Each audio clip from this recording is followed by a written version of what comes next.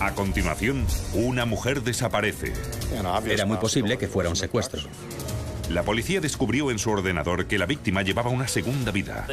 En Internet aparecieron muchos sospechosos nuevos. Y una inquietante prueba en un lugar inesperado. Algo había pasado en aquel sótano.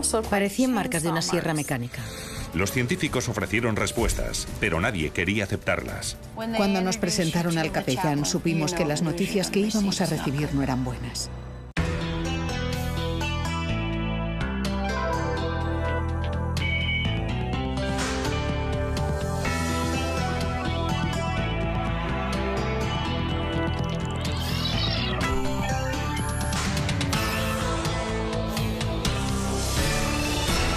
Crímenes imperfectos. Pensó mal y no acertó.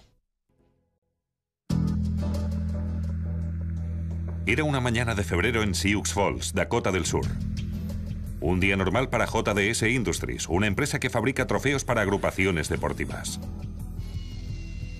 Normal, excepto por el hecho de que una de sus empleadas más importantes, Darlene Van der Giesen, falta por segundo día consecutivo. El viernes, cuando no apareció en el trabajo, su jefe llamó a sus padres, Dee y Jean. Los padres de Darlene se dirigen inmediatamente al apartamento de la chica porque tenían la llave. Fuimos a su apartamento y vimos su móvil. Supimos que pasaba algo porque nunca iba a ningún sitio ni hacía nada sin su móvil para que la gente pudiera llamarla si lo necesitaba. Para Darlene su móvil era muy importante, debido a que era sorda. Las personas sordas usan mucho el móvil y los mensajes de texto. Mediante ellos se comunican con el mundo oyente. Según el informe de llamadas del móvil de Darlene, llevaba 2 días sin utilizar el teléfono. La policía no encontró nada en el apartamento que indicara que estaba en peligro. La cerradura de entrada no estaba forzada, no había indicios de forcejeo. Los muebles no estaban tirados ni había nada roto en el apartamento. Algo más tarde ese mismo día, un camarero de un restaurante llamó a la policía diciendo que había una camioneta abandonada en el aparcamiento. La camioneta era la de Darlene. La policía tenía la esperanza de que ahí estuviera la pista que indicara quién estaba con Darlene aquella noche, pero en la pizzería nadie recordaba haber visto a Darlene. Los padres de Darlene contaron a la policía que sabían que su hija hacía uso de Internet para conocer hombres. Mi reacción fue decirle que tuviera mucho cuidado porque hay muchos, y perdonad la expresión, raritos por ahí. La gente en Internet se puede hacer pasar por otra persona y muchas veces la situación acaba siendo negativa para todos. Los investigadores se llevaron el ordenador de Darlene al laboratorio forense, donde utilizaron un software denominado Encase. Con Encase se pueden realizar búsquedas diferentes.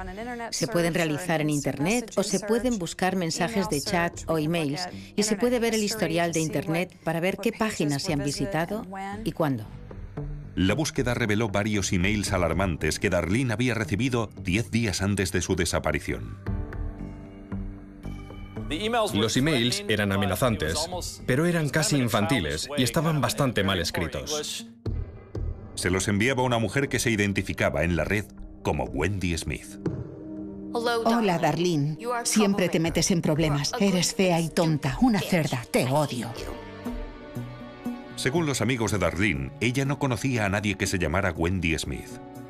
Entendimos que posiblemente los habría escrito una persona sorda porque, según tengo entendido, los sordos no tienen por qué hablar de forma convencional, tal y como hablan los oyentes. Ellos hablan con frases cortas y sin estructura que solo sirven para hacer llegar el mensaje. No era raro que conociera a una chica sorda porque Darlene también tenía problemas de audición. Entonces enviamos un requerimiento a Yahoo pidiendo que nos enviaran cualquier tipo de información relacionada con esa cuenta. El análisis del ordenador también reveló que Darlene había conocido vía internet a un hombre de la zona, Jeff Flynn, y que habían quedado varias veces. Flynn trabajaba en el campo en un cultivo que estaba a unos 90 minutos en coche. Pero cuando la policía fue a su apartamento, él también había desaparecido. Desde el jueves nadie le había visto y nadie sabía dónde había ido.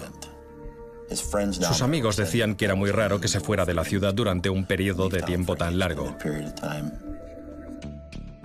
Todo era muy raro.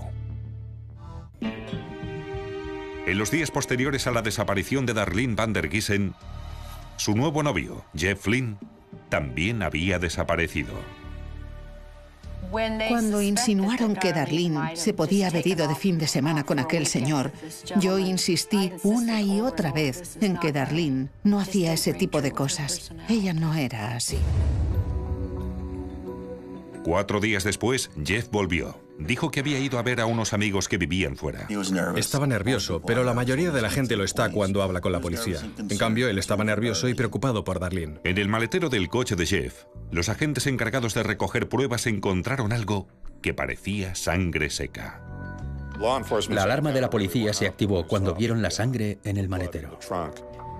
Me pareció que tenía muchas posibilidades de que fuera sangre y las pruebas posteriores lo confirmaron. Pero los detectives querían saber si era sangre humana. Cuando la policía nos dijo que habían encontrado sangre en el coche, no sé cómo describirlo, fue como si se me rompiera el corazón. Pero las pruebas forenses rápidamente demostraron que la sangre no era de Darlene. Era sangre de ciervo. Cuando descubrieron que la sangre era de ciervo, sentí un gran alivio. Un gran alivio porque recuperé la esperanza de que pudiera estar viva. Mientras, los investigadores consiguieron localizar la fuente de la que provenían los amenazadores emails que Darlene había recibido antes de su desaparición. Cuando localizamos los emails que Darlene había recibido de Wendy Smith, pudimos enviar un requerimiento a Yahoo para que nos dijeran quién había creado esa cuenta de correo electrónico. Los emails provenían de esta casa del centro de Sioux Falls, donde vivía una mujer sorda que se llamaba Daphne Wright. Daphne dijo que había visto a Darlene en los apartamentos para sordos, que la había conocido en la agrupación para sordos. Daphne Wright, de 42 años, no tenía antecedentes penales. Y durante los interrogatorios policiales, Wright dijo no tener nada que ver con el caso. Yo no envié ningún email. Ha debido de mandarlos un hacker. No me creo esa historia del hacker. Yo creo que fuiste tú quien envió los emails. Tú creaste la cuenta con otro nombre y le mandaste los emails en aquella fecha para decirle que no volviera a los apartamentos para sordos. Sí, lo hice. Vale, ¿y te inventaste el nombre de Wendy Smith? Sí, me lo inventé. En otra línea de investigación, se descubrió que Daphne Wright se había visto involucrada en una alteración del orden público con Darlene van der Giesen tan solo 5 días antes de su desaparición. Darlene estaba cenando con Sally Ford, que era la antigua pareja de Daphne Wright. Tuvieron una especie de pelea y tuvieron que llamar a la policía para que sacara a Daphne de las instalaciones. Daphne Wright dijo a los policías que estaba celosa y que pensaba que Darlene estaba destrozando su relación de pareja. Pero según parece, Darlene y Sally no eran más que amigas. Darlene y esa mujer no tenían una relación lésbica. De hecho, Darlene no era lesbiana. Sin embargo, sí tenían una amistad y cada vez eran más amigas. Se lo pasaban bien juntas. Les gustaba jugar a las cartas, ir al cine juntas y hacerse visitas en casa.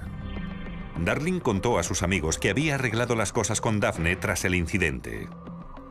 Me dijo, mamá, ahora dice que somos amigas, lo hemos arreglado y ya estamos bien, todo va bien. Pero cuando preguntaron a Daphne Wright por la desaparición de Darlene, los celos salieron de nuevo a la luz. Sally y yo hemos tenido muchos problemas. ¿Crees que Sally te engañaba con Darlene? Sí, lo he pensado porque a veces miente. ¿Quién miente? Sally. Vale. ¿Fue Darlene la víctima de un triángulo amoroso que salió mal? La coartada de Daphne Wright para la noche en la que desapareció Darlene podría darnos la respuesta. Tras enviar emails amenazantes a Darlene van der Giesen, Daphne Wright se convirtió en la principal sospechosa por su desaparición. La policía consiguió una orden de registro para la casa de Daphne y lo que encontraron allí fue alarmante. Recuerdo el olor a pintura y a productos de limpieza, especialmente cuando nos acercamos al sótano. Miraron en la basura de la cocina y había una botella medio llena de aceite para motosierras. Buscaron un poco más y había un ticket de la ferretería Ace que demostraba que había comprado una sierra hacía unos días. Era una época del año en la que no se compran muchas motosierras. Sin embargo, no había motosierras en casa de Daphne ni en toda la propiedad.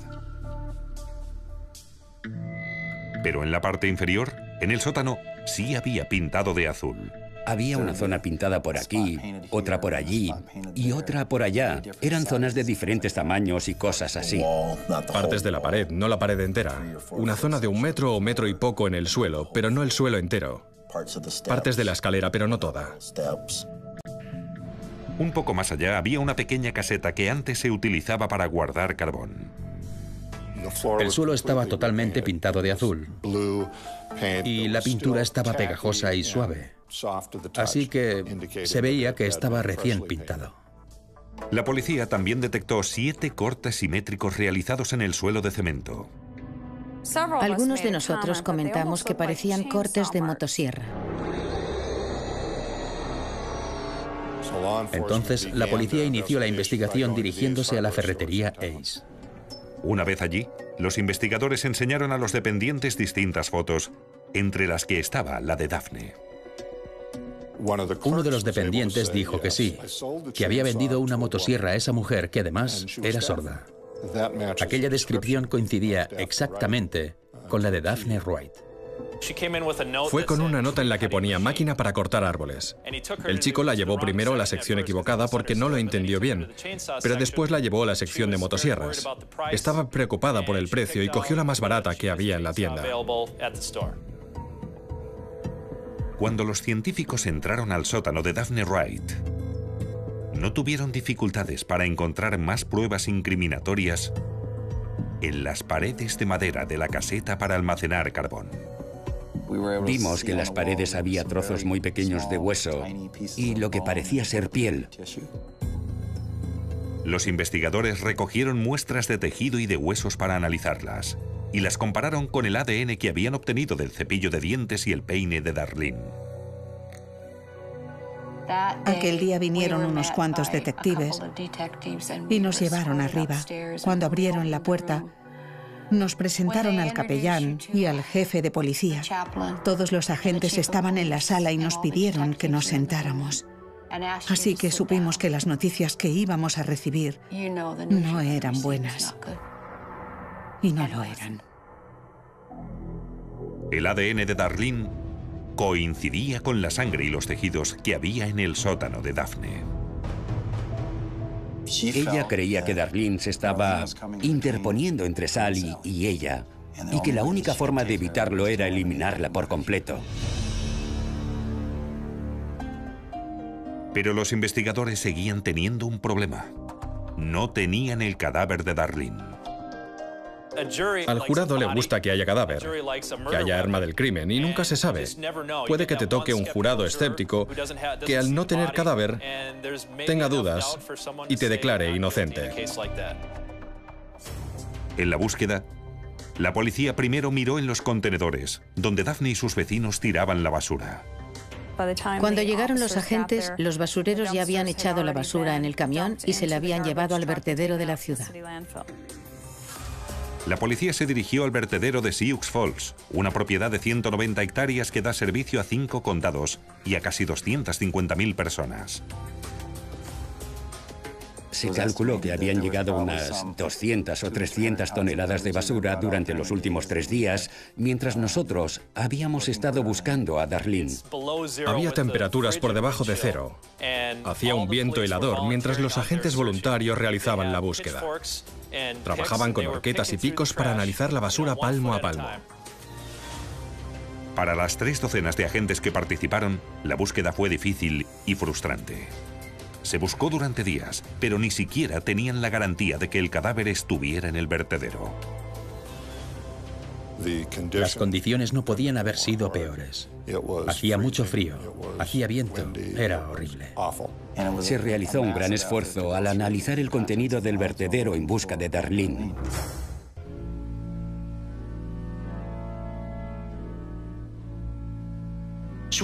Ella siempre intentaba transmitirte felicidad. Y siempre que veo una foto suya, la veo con una sonrisa, una gran sonrisa. 3 semanas después de la desaparición de Darlene van der Giesen, sus amigos, su familia y la comunidad de sordos se reunieron para realizar una ceremonia en su recuerdo. A pesar de que los investigadores no habían encontrado su cadáver. Sabíamos que encontrar su cuerpo iba a suponer un gran reto. Tras 5 días de búsqueda en el vertedero, por fin los investigadores encontraron algo. Descubrieron las piernas y el bajo torso de una mujer adulta.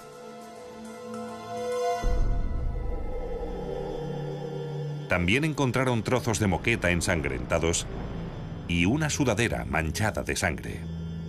Era una sudadera con unos dibujos del lenguaje de signos, así que supimos que estaba relacionado con la comunidad de sordos. Las pruebas demostraron que la sudadera tenía restos de la sangre de Darlene. Pero se encontró ADN de otra persona más en la sudadera.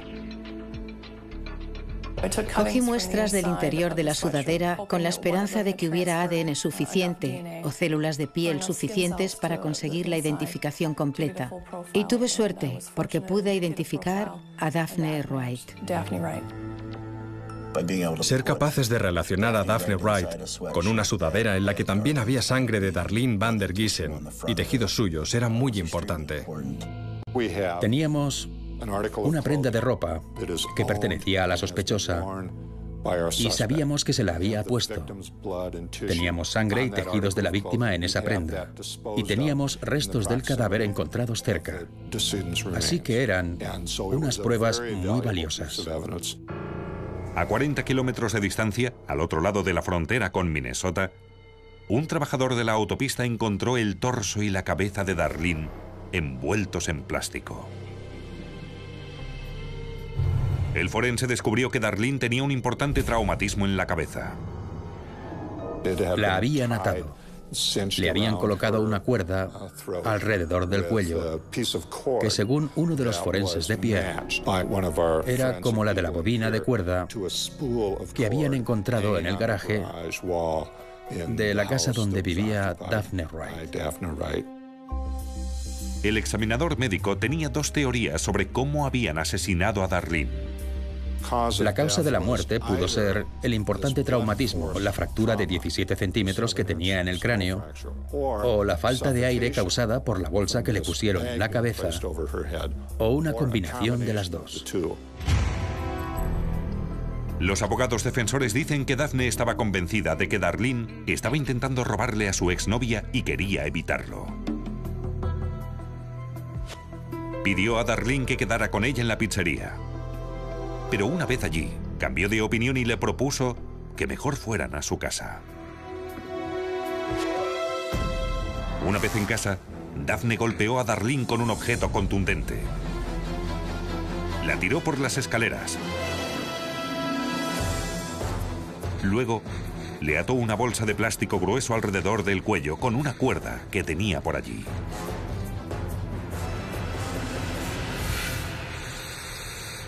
Más tarde, compró una motosierra para descuartizar el cadáver de Darlene.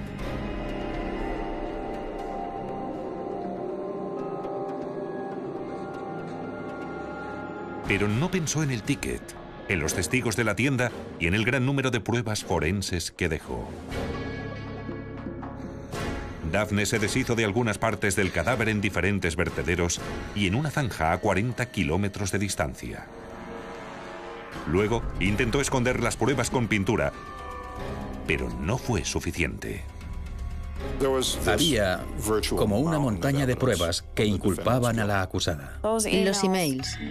Y lo que esos emails decían, señalaron directamente a Daphne Wright. El móvil de Daphne es uno de los móviles más comunes para los homicidios, los celos. Lo más triste es que Darlene no tenía ningún interés más allá de la amistad por la exnovia de Daphne, Sally Ford. A Darlene no le interesaba eso. Darlene no era lesbiana. Darlene y Sally no tenían ese tipo de relación. Daphne Wright fue acusada de asesinato en primer grado y se convertiría así en la primera mujer en Dakota del Sur en enfrentarse a una posible cadena perpetua. ¿Quieres que una madre describa a la asesina de su hija? ¿Una persona con un corazón de piedra? No sé cómo describirla. No tiene sentido. Yo me pregunto por qué, pero no creo que pueda contestar esa pregunta nunca, a no ser que Daphne me lo explique. Si tuviera que describir a Daphne Wright, diría que es una asesina de sangre fría. Para descuartizar un cuerpo humano con una motosierra hay que sentir mucho dolor y resentimiento. En mi opinión, tienes que odiar mucho a alguien para hacerle eso. Daphne Wright fue declarada culpable, pero el jurado le salvó la vida. Aunque a cambio, pasará el resto de su vida en la cárcel sin posibilidad de libertad condicional. Había una o dos personas del jurado que dijeron con firmeza y desde el principio que, pasara lo que pasara, no iban a aceptar la pena de muerte. No dejábamos de pensar, ¿qué vamos a conseguir si la sentenciamos a muerte? ¿Qué sacará ella de esto? ¿Qué sacará la sociedad?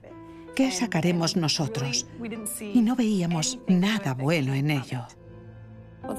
Es un asesinato sin sentido. No tenía que haber pasado. Darlene nunca fue una amenaza para la relación entre Sally y Daphne. Yo he aprendido una lección, a no dar nada por sentado cuando hablas con alguien, porque esa persona que está sentada frente a ti puede que sea capaz de casi cualquier cosa, a pesar de que no lo parezca a simple vista. Este caso es como de libro. Es el caso forense típico. No había arma de fuego, así que gracias a las pequeñas pruebas forenses se pudieron conectar las pistas. Y todo llevó a los detectives en una sola dirección, hacia Daphne Wright.